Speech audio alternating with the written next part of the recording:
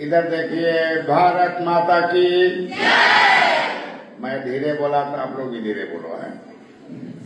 आवाज बुलंद होनी चाहिए। भारत माता की, भारत माता की, वंदे वंदे वंदे। बहुत बहुत धन्यवाद। आज सुभाष चंद्र बोस की जयंती पर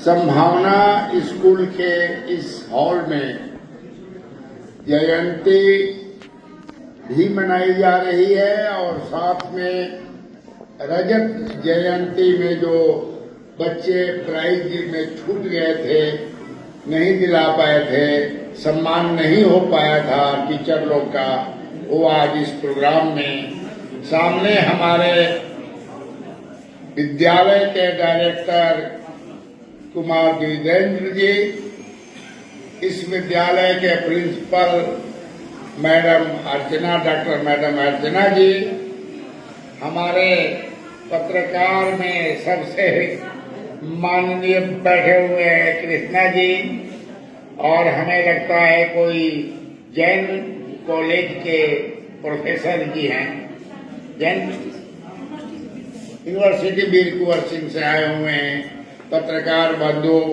और हमारे छात्रा और छात्रों।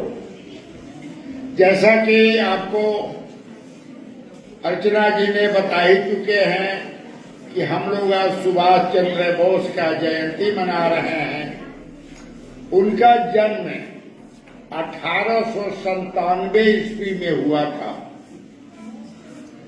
और उनके बाद में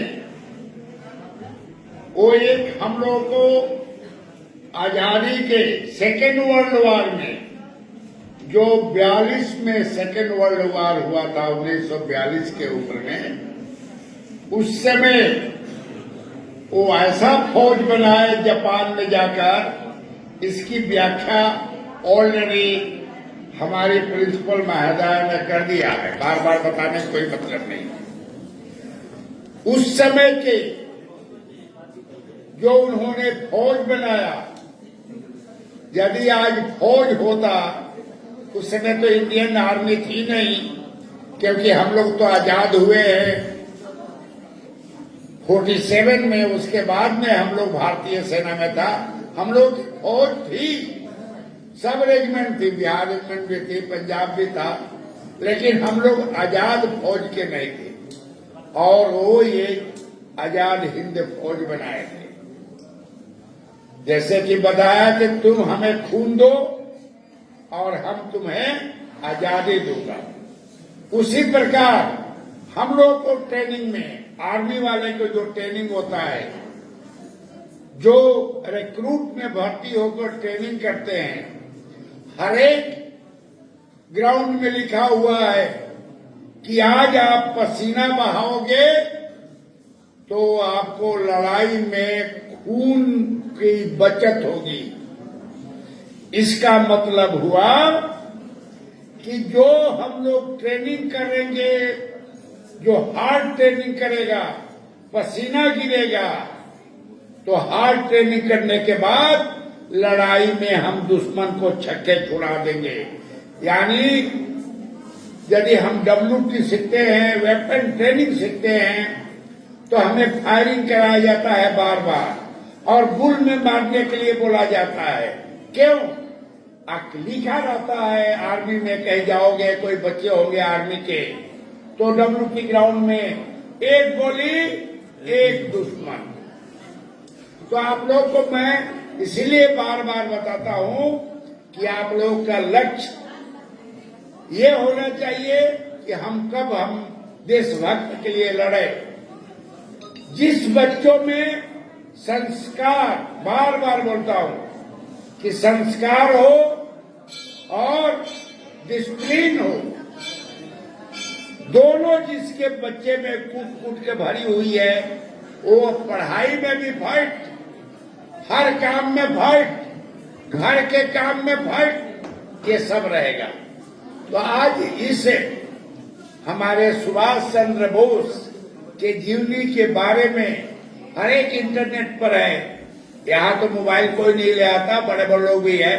थोड़ा सा आप खोलोगे सुभाष चंद्र बोस का जीवनी तो पता चल जाएगा कि कितने कट्टरवादी उन्होंने किया था। यदि उनके बाप हमारे राजनीतिक मान गए होते तो हमारा देश शायद उसी समय आजाद हो गया होता, लेकिन इसमें भी राजनीतिक होते थे।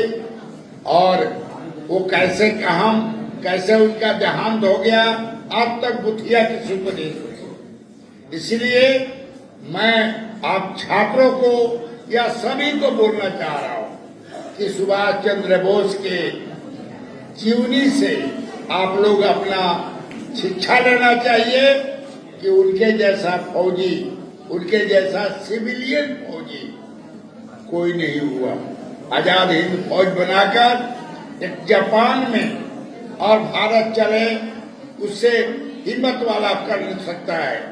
इसलिए आप लोग भी, अभी आप लोगों का लक्ष्य है केवल पढ़ाई, कि पढ़ने में हम कितना तेज हो, कैसे हम आर्मी अफसर बने, कैसे हम आईएएस अफसर बने, कैसे हम आईपीएस अफसर बने, कैसे हम उच्च पदों पर जाएं। कहा जाता है कि जितने सपने आप यदि कलेक्टर को देखोगे तो ईडीओ तो जरूर बन जाओगे, आप एसपी का देखोगे तो थाना इंचार्ज तो बनिए जाओगे। इसलिए आप लोगों का जो थिंकिंग है, सोच है, वो बहुत बड़ा होना चाहिए। और जब तक बड़ा नहीं करेंगे, यदि किसी को मैनेज